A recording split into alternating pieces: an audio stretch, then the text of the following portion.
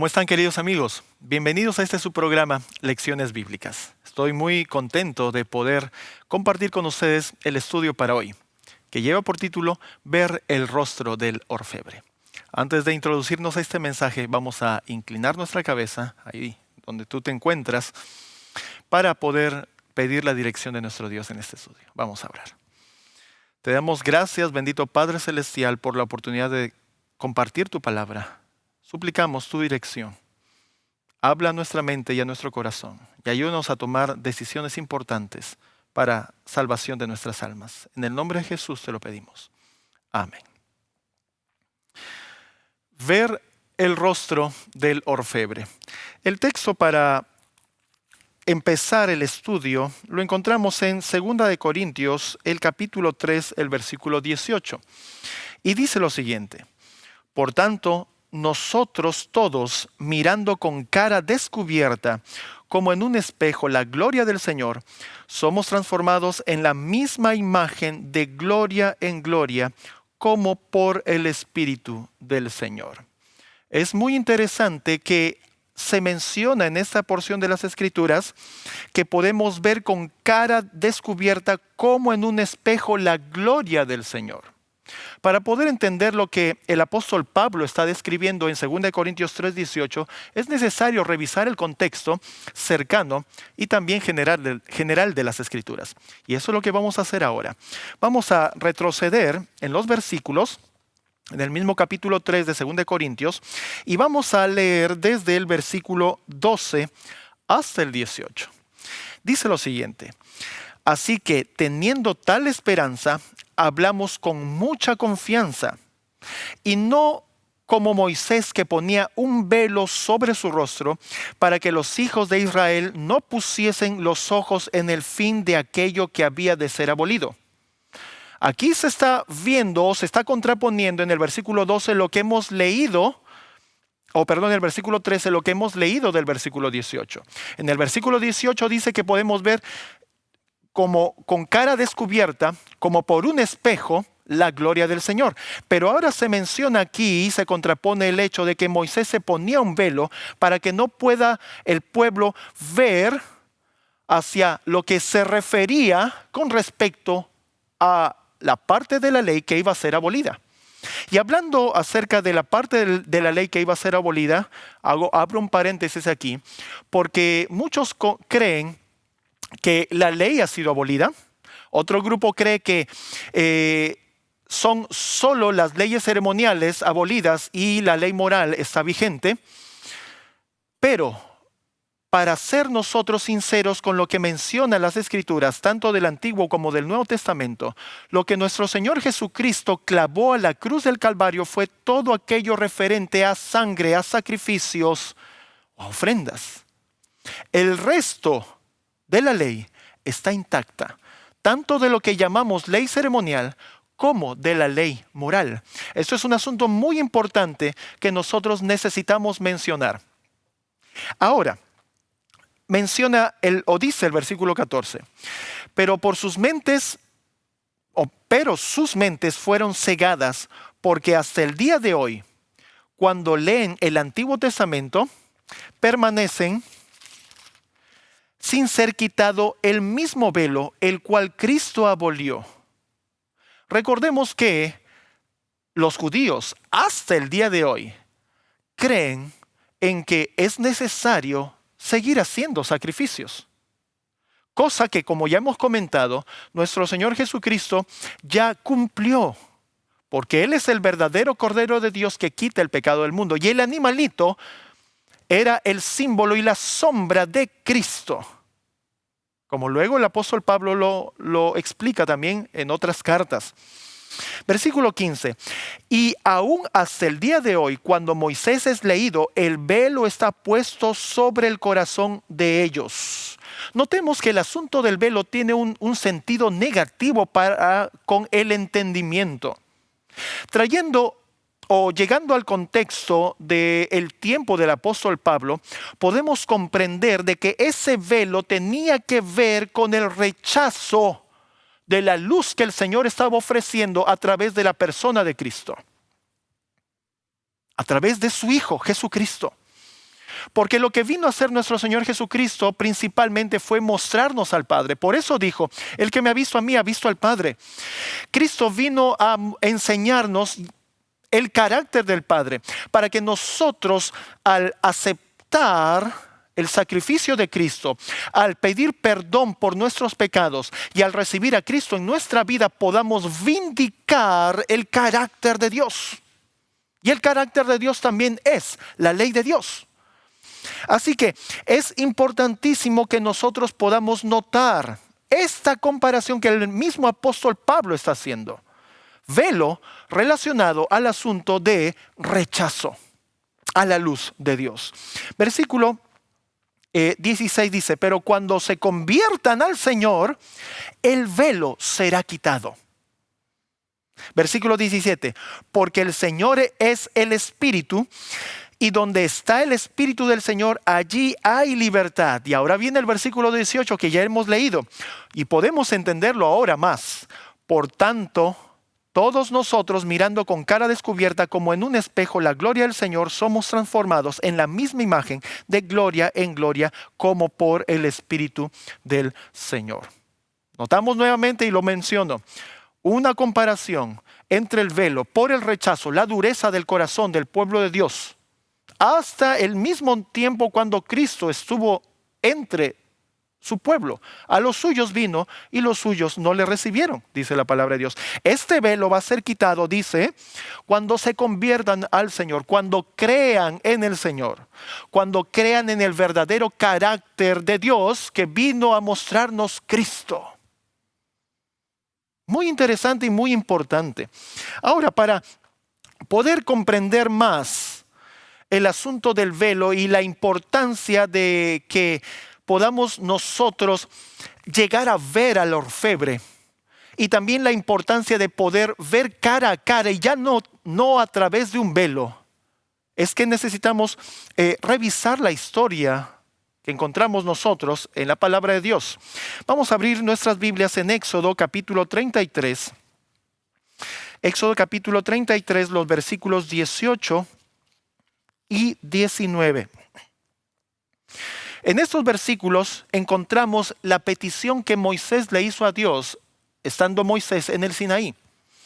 Y dice lo siguiente, entonces dijo, te ruego, muéstrame tu gloria.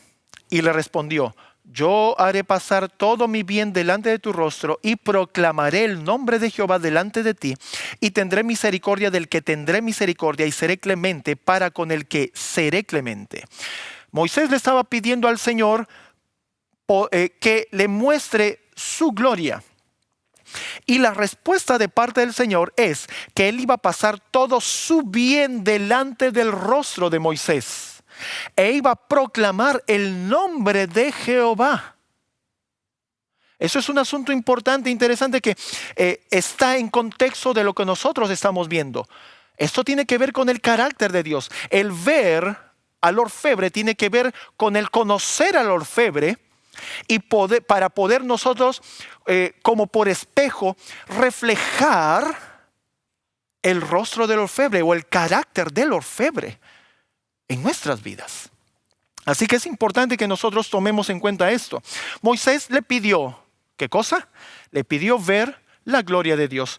Y el Señor le dijo que le iba a pasar todo su bien delante de él y que iba a proclamar el nombre de Jehová. Ahora, el capítulo 34, adelantándonos en la historia, los versículos 5 al 7, dice lo siguiente. Y Jehová descendió en la nube y estuvo allí con él proclamando el nombre de Jehová. Moisés le pidió, ¿qué cosa? Ver su gloria. Y el Señor le responde proclamando el nombre de Jehová. Y aquí encontramos una relación interesante. En la gloria del Señor, la gloria de nuestro Dios está en el nombre, en su nombre. Versículo 6.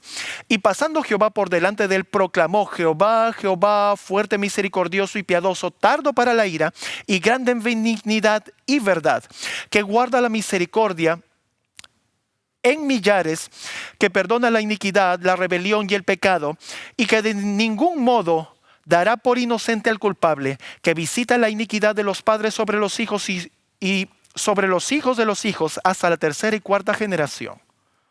Esto es importante que nosotros tomemos en cuenta, como le hemos dicho. ¿Por qué?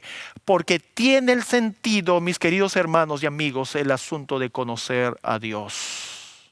¿Quién es Dios? ¿En quién es Dios? Esto está relacionado con su nombre, y su nombre está relacionado con su gloria. Es lo que nosotros estamos leyendo y entendiendo de esta escritura. Ahora, avanzando en los versículos, el mismo capítulo 34, los versículos 29 al 35. Y aconteció que descendió Moisés del monte Sinaí con las 2 tablas del testimonio en su mano. Mientras descendía del monte, no sabía él que la tez de su rostro resplandecía después que hubo con él hablado, o sea, con Dios. Y miró Aarón y todos los hijos de Israel a Moisés, y he aquí la tez de su rostro era resplandeciente, y tuvieron miedo de acercarse a él.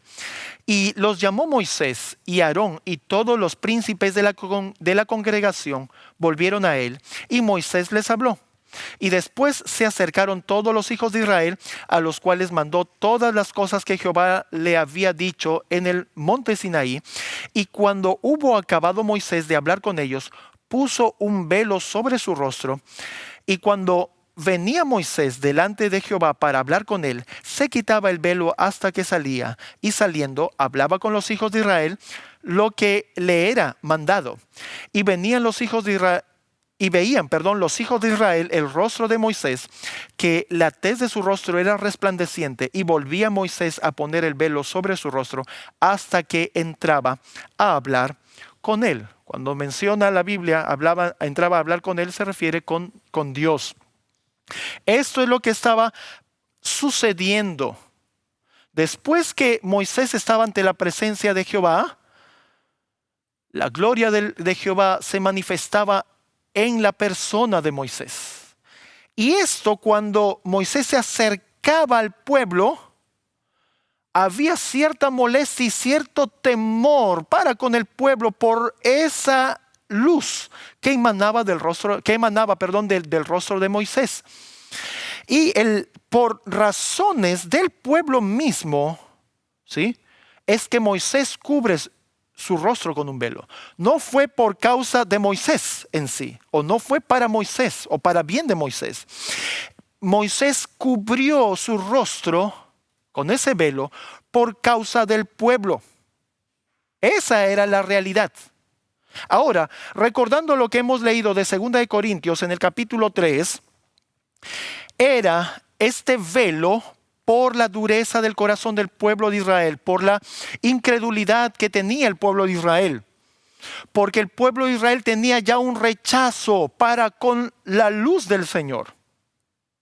Ya tenía preconceptos en su mente, como puede ser que hoy por hoy el Señor quiera darte más luz, abundar en su gloria para con tu persona, pero por tu incredulidad exista un velo que no te permita ver al Señor o conocerlo al Señor con claridad.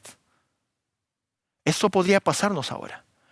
Y el Señor tenga misericordia de nosotros. Pero ahora, ¿por qué es que era necesario que Moisés se cubra? Una cosa, les fastidiaba la luz a la gente del pueblo y tenían temor. Pero ahora hay un hecho que ocurrió en lo que menciona el Éxodo capítulo 19 y en el capítulo 20. Y este hecho justamente tiene que ver con la incredulidad y con el rechazo de quién, de la persona que trajo la ley al pueblo. Tristemente encontramos nosotros que en la historia del capítulo 19, el Señor tiene la intención de hablar directamente con el pueblo. Pero dice la historia después que el pueblo tuvo miedo. Después de escuchar la voz de Dios, tuvo miedo y le dijeron a Moisés: que Dios hable directamente contigo. No queremos que nos hable a nosotros. directamente, porque podemos morir. Mejor que te hable a ti y tú háblanos a nosotros. Es interesante saber que la persona que se manifestó en el Sinaí pronunciando la ley de Dios fue la segunda persona de la divinidad. Esto es importante también que nosotros tengamos en cuenta que después del Génesis capítulo 3, cuando el hombre cae en pecado, la segunda persona de la divinidad es la que toma la batuta para poder la divinidad estar cerca de la humanidad caída. Para que el Creador esté cerca de su criatura. Para no dejar que nosotros podamos perecer en el pecado, sabiendo que la paga del pecado es muerte. Y eso la divinidad lo sabía. Así que la segunda persona de la divinidad, nuestro Señor Jesucristo, es ese puente, es esa escalera que pisa el suelo y llega hasta el trono de la gracia de Dios. Y a través de Cristo, y con este ejemplo de la escalera, es que tenemos acceso a la gracia divina. Entonces, tomando en cuenta estas cosas, y quien pronunció la ley en el Sinaí fue Cristo, el pueblo, al manifestar temor por todo lo que ocurrió en el Sinaí, rechazaron a Cristo. El Señor se estaba manifestando con todo su bien para con el pueblo de Israel. El Señor tiene el interés de poderse comunicar directamente, y eso lo dice Hebreos capítulo 1, los versículos 1 y 2. Si puedes revisarlo en tu Biblia, menciona que en los postreros días el Padre ha hablado a través del Hijo. Antes el Padre habló a través de los profetas, pero ahora habla a través del Hijo. Y eso es algo importante que nosotros podamos diferenciar. Hay diferencia entre el hablar de Dios el Padre a través del profeta, y hay diferencia entre el hablar de Dios el Padre a través de su Hijo Jesucristo. Una luz obviamente más clara y más completa es de la imagen de Dios, de la persona de Dios el Padre, es a través del Hijo. Entonces podemos entender también la figura del profeta o la función del profeta relacionado también con un asunto de velo. Porque si bien es cierto, podemos en cierta manera recibir la gloria o la luz de parte del Señor a través del profeta, pero no con la misma claridad como con la que Cristo quiere y puede hablarnos. Es un asunto interesante para que nosotros podamos meditar, mis hermanos. Entonces, encontramos nosotros también referente al velo, encontramos nosotros que en el santuario habían velos. Y esto tiene que, lo que vamos a mencionar ahora, tiene que ver con la luz que el Señor ha estado dando, y tiene también que ver con lo que conocemos como verdad presente. Verdad presente tiene el sentido de el avance de nuestro Señor Jesucristo entre las habitaciones del santuario. Una verdad presente fue para cuando Cristo estuvo en el atrio, aquí en la tierra. Y esa luz fue la que recibieron los israelitas y mantuvieron el pueblo judío hasta que Cristo llegó. Cuando Cristo llegó a esta tierra y cumplió con esa porción de la luz, ¿sí?, que tenía que ver con ritos, con sacrificios, con ofrendas, y ascendió a los cielos y entró al lugar santo, a raíz de la entrada de Cristo al lugar santo encontramos verdad presente. ¿Sí? Que no es una verdad distinta a la primera, pero sí un aumento de la luz. Hay mayor claridad con respecto, sin duda, al carácter de Dios. Los judíos no quisieron recibir la verdad presente del lugar santo al rechazar a Cristo. Ellos se quedaron con la luz del atrio y ellos van a ser juzgados por quedarse en la luz del atrio. Sabemos también nosotros que el 22 de octubre de 1844 Cristo pasó del lugar santo al lugar santísimo. ¿Qué significa eso? Verdad presente para ese tiempo o desde ese tiempo hacia adelante. ¿Y qué pasa con la gente que se quedó con la luz del lugar santo? También van a ser juzgados por la decisión que tomaron. ¿Y significa eso haber rechazado a Cristo? Sí, significa haber rechazado a Cristo. No quiere decir que sea una nueva luz. Es la misma luz, pero dada por misericordia con mayor intensidad cada vez que nuestro Señor Jesucristo pasa de un lugar del santuario celestial al otro lugar. Y déjenme hacerles una pregunta. ¿Quién está en el lugar santísimo? ¿Acaso no está el trono de Dios? ¿Acaso en el lugar santísimo no se tiene la oportunidad de poder ver al orfebre? Claro que sí. Claro que sí. Y es el trabajo que nuestro Señor Jesucristo está realizando en el lugar santísimo que implica y nos brinda la oportunidad de tener el carácter de Cristo en nosotros. La intercesión de Cristo en nuestro favor, en favor de su pueblo, tiene ese sentido. 1 Corintios capítulo 13, versículo 8 al 12, nos va a dar más luz acerca de lo que estamos mencionando. 1 Corintios capítulo 13, versículos 8 al 12. Dice lo siguiente. 1 Corintios 13, 8 al 11. La caridad nunca deja de ser, mas la profecía se acabará y cesarán las lenguas y la ciencia acabará. Dice, profecía, lenguas, ciencia acabará. Ciencia que tiene que ver con el conocimiento, inclusive de la palabra de Dios, o el entendimiento, perdón, de la palabra de Dios. Versículo 9. Porque en parte conocemos y en parte profetizamos.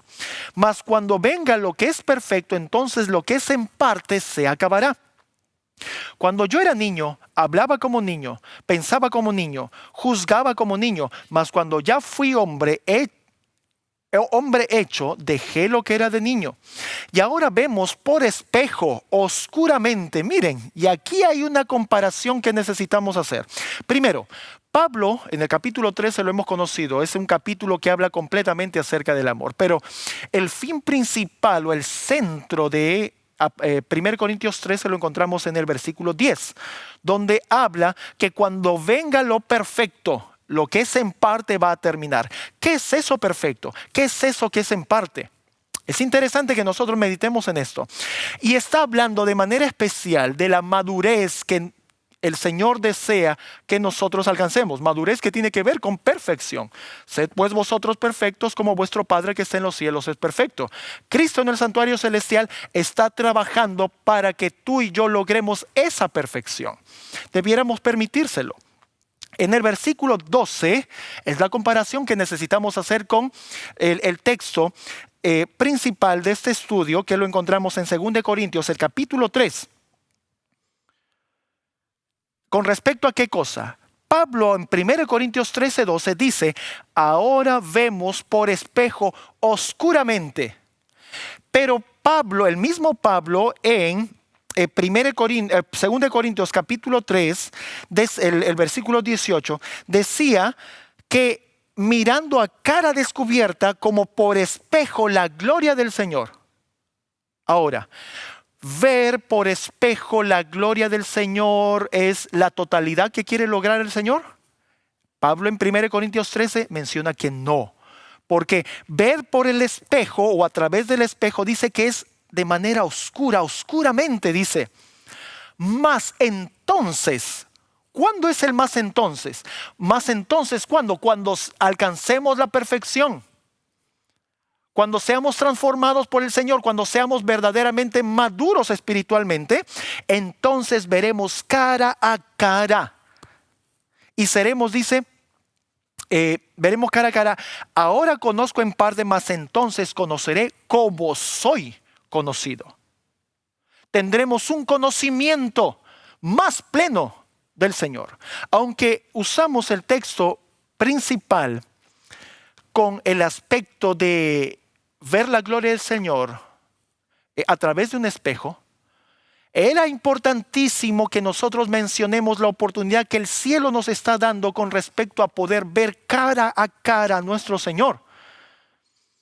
Y es que no solamente al ver por espejo la gloria del Señor en nosotros para seguir siendo transformados de gloria en gloria, sino que podamos nosotros realmente llegar a la estatura y la plenitud de Cristo. Ese es el ideal del cielo. Lo que es en parte, mis queridos amigos y hermanos, lo que es en parte que menciona Pablo aquí en 1 Corintios 13, es ver la gloria del Señor a través de un espejo. Pero menciona y nos da la clave para seguir avanzando en la explicación en el versículo 12. Mas entonces conoceré cómo soy conocido. ¿Qué tiene que ver el asunto de ser conocido por el Señor y de conocer al Señor?